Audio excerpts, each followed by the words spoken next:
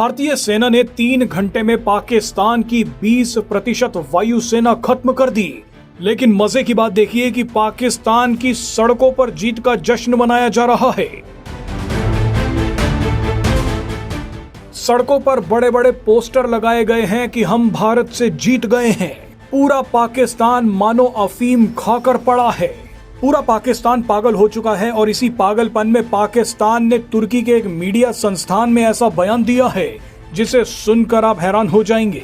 पाकिस्तान ने कहा है कि भारत हमारा कुछ नहीं बिगाड़ सकता। भारत इजराइल नहीं है, भारत कभी इजराइल बन भी नहीं सकता। लेकिन पाकिस्तान के इस बयान के बाद वो हुआ जिसकी उम्मीद पाकिस्तान को भी नहीं थी।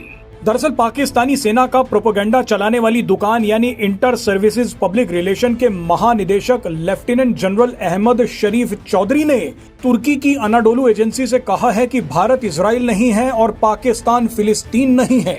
अब पाकिस्तान का ये बयान गौर करने वाला है, क्योंकि पाकिस्तान का ये बयान गलत भी है और कुछ हद तक सही भी।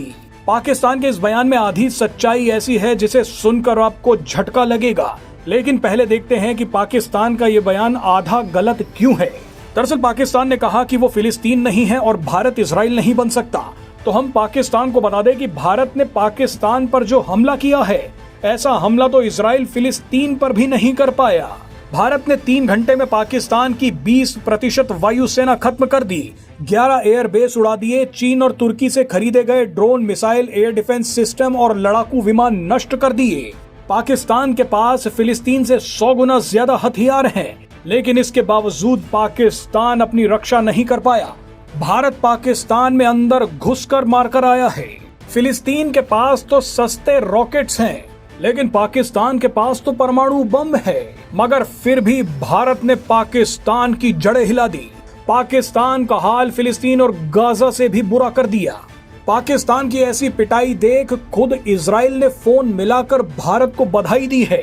इजराइल ने कहा है कि भारत ने दुश्मन के हवाई हमलों को 100% सफलता से नष्ट कर दिया। इसके लिए भारतीय सेनाओं को हमारी बधाई।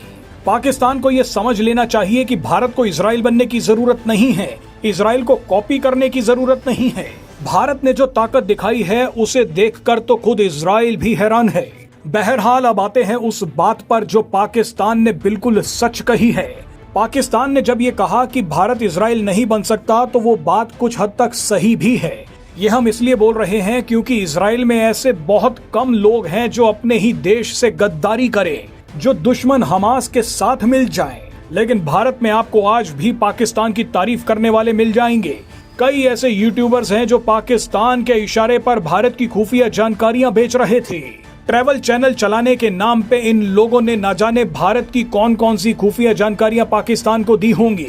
ये लगातार भारत को नीचा दिखाते रहे और पाकिस्तान की तारीफ करते रहे। जम्मू कश्मीर में लगातार गद्दार पकड़े जा रहे हैं।